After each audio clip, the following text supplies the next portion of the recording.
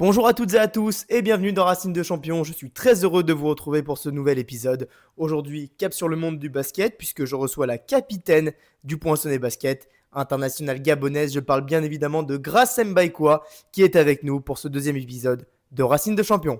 C'est parti!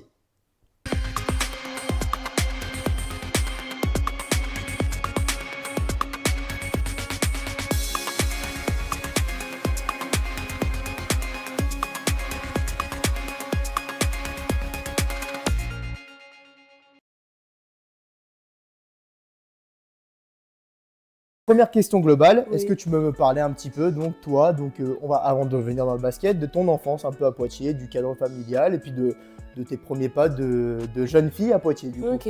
Moi, je suis née à Poitiers, donc comme tu as dit, le 9 janvier 1992. 92. J'ai vécu du coup avec ma maman et ma petite sœur dans un quartier qui s'appelait Saint-Éloi à Poitiers. Et en gros, j'ai vécu toute mon enfance avec, on était tout le temps tous les trois, vraiment. Et du coup, à l'âge de 10 ans, j'étais quelqu'un de très... j'aimais beaucoup courir, sauter, enfin voilà. J'étais très active. Pas hyper active, mais très active. Et du coup, ma mère m'avait demandé de choisir un sport, parce que je faisais tous les sports limite à l'école. Et elle m'avait demandé de choisir un sport. Et du coup, j'avais choisi le basket pour essayer, pour voir si ça allait me plaire. Et en fait, j'ai accroché direct. Et donc du coup, est-ce que justement, donc il y a eu ta maman, mais donc c'est elle qui t'a vraiment mis au début un peu un ballon dans les mains ou... Non, pas vraiment. Comme j'ai dit, on faisait pas mal de sport à l'école avec ma sœur, même le mercredi, on appelait ça l'UCEP, donc le mercredi après-midi, c'est-à-dire que c'était pas une obligation, mais en gros, les parents pouvaient inscrire leurs enfants à l'UCEP, et en gros, on faisait plein de sports, et moi, je sais que j'adorais ça, et en gros, elle voulait qu'on fasse un sport avec ma sœur, qu'on fasse un sport avec ma sœur, c'est ma petite sœur, et du coup, moi, j'ai choisi le basket, sachant qu'en plus, j'ai deux demi-frères qui en faisaient aussi, et du coup... je sais pas, j'ai eu cette envie plus le basket. Il y avait le choix entre le hand, le basket et il y avait un autre athlé et je crois que c'était tennis de table, un truc comme ça. Bon bref, je sais pas trop quoi et je sais pas pourquoi. Le basket, je me suis dit j'essaye et après si j'aime pas, j'enchaînerai sur un autre quoi. Ouais. Et au début, quand t'es enfant, tu penses, enfin, effectivement, je pense que tu penses pas tout de suite à la suite d'une carrière quand on est jeune enfant. Justement, quand on est jeune fille, en tant qu'humain, je pense qu'aussi quand on voit qu'on commence à prendre un petit peu de niveau, que ça devient un petit peu sérieux. Toi, avec du coup ta maman et ta sœur, je pense que tu as une relation assez proche, Oui, oui, très fidèle, proche. quoi. Ouais. Du coup, c'est quoi les questions qui se posent? Est-ce qu'on se dit pas bon? Est-ce que j'ai un peu peur de devoir partir très très vite? Ouais. C'est quoi les questionnements qui se posent dans ces petits âges où on commence déjà à... Comment dire en fait, je peux te raconter un peu comment ça s'est passé. Oui, vas-y. Je faisais les sélections, ce qu'on appelle les élections intercomités, donc c'est entre les départements donc d'une génération, donc moi je suis en 92, mais moi je faisais les sélections des 91. Et en fait, il y avait un monsieur qui était venu me voir après une sélection 91 et qui m'avait dit oui, j'aimerais beaucoup te parler et te voir avec ta mère. Mais moi, je savais pas trop quoi, ça me faisait peur. J'étais là, c'est qui ce monsieur qui vient me parler?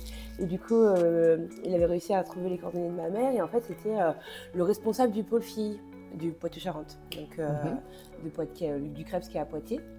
Et du coup, il a rencontré ma mère. En fait, il lui a expliqué qu'il aimerait bien que j'intègre le pôle espoir. Et du coup, il lui avait expliqué toute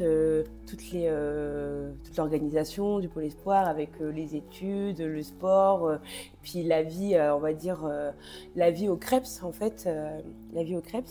Et donc, du coup, et là, j'étais en sixième.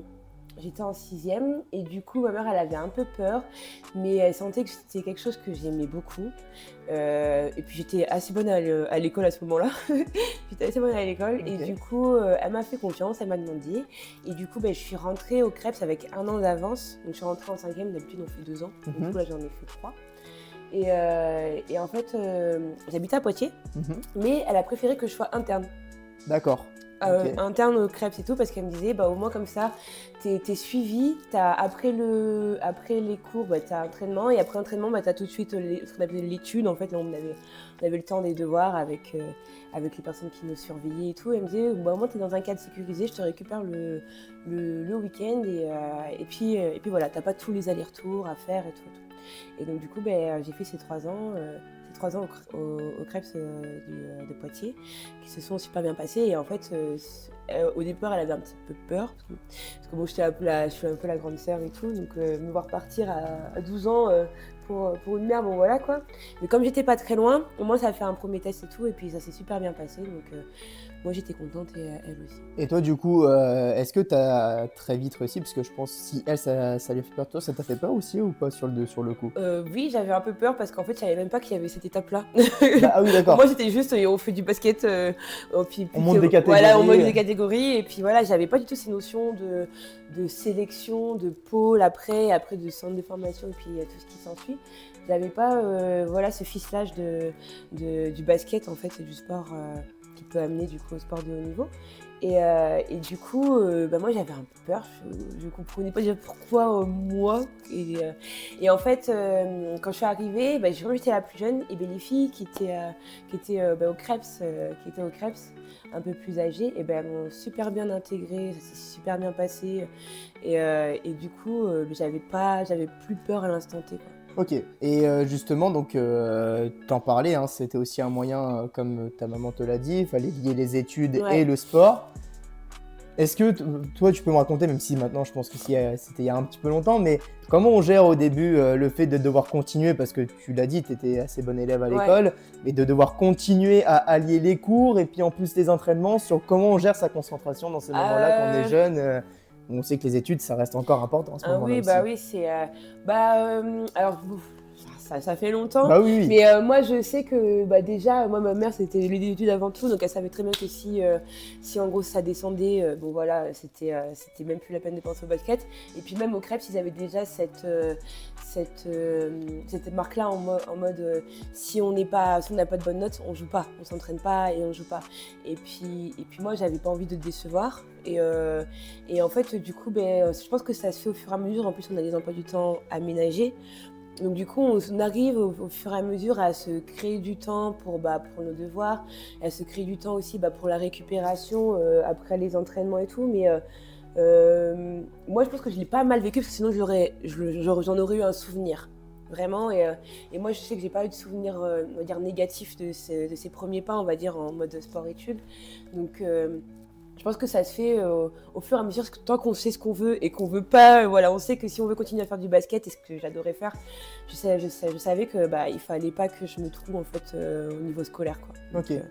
Et c'est à quel moment? Est-ce qu'il y a eu un moment déclic justement où tu t'es dit qu'à un moment donné, ça commençait à devenir un peu plus sérieux et qu'il fallait que du coup, oui, il fallait que tu te concentres quand même un petit peu plus sur le basket et sur la suite. En fait, j'ai envie de dire que moi, le basket, c'était en gros, je m'amusais encore. J'avais pas ce truc d'être prise en sélection, parce que du coup, en gros, comme j'ai dit, on commence avec les sélections de comité, donc c'est les départements entre eux, et après il y a les sélections régionales, donc c'est les régions. Moi, j'étais dans la région ouest, donc il y avait Poitou-Charentes, Bretagne, Basse-Normandie et Pays de la Loire. On se rencontrait en fait, donc les meilleurs de chaque génération, de chaque zone. Et en fait, moi, j'étais pas dans ce truc-là en mode de dire oui, il faut que je sois sélectionnée, ou oui, il faut que je performe. C'était juste m'amuser au basket, jouer, gagner des matchs.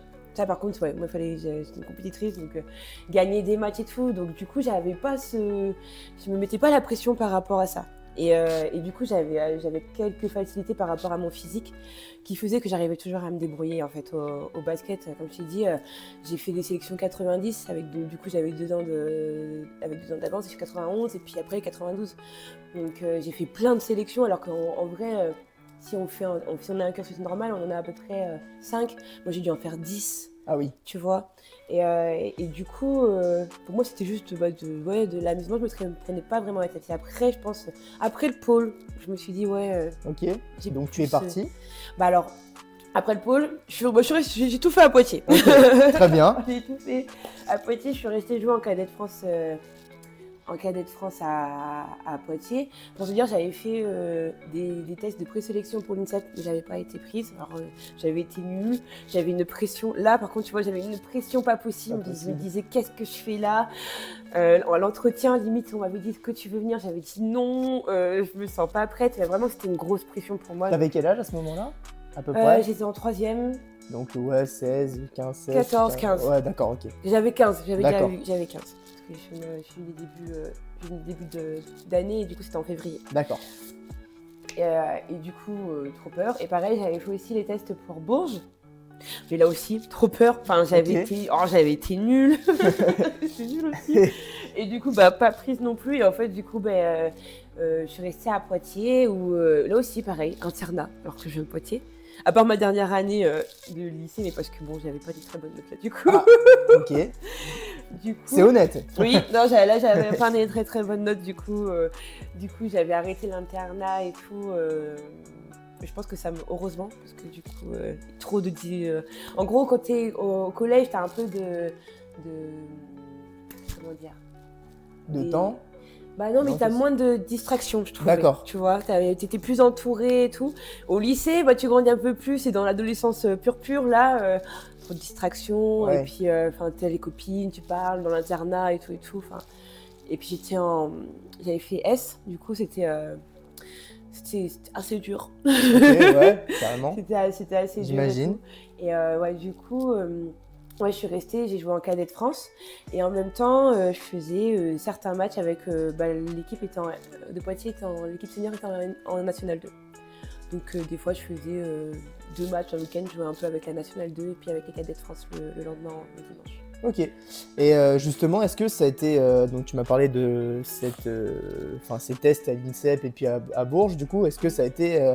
pour toi, tu les as vécus comment? Comme un premier obstacle dans la suite de ta carrière ou juste comme comme tu le dis, comme de toute façon, si tu considères que tu n'as pas été au niveau, comme du coup une étape et te dire, ok, bon, c'est pas grave, mais peut-être prochaine fois...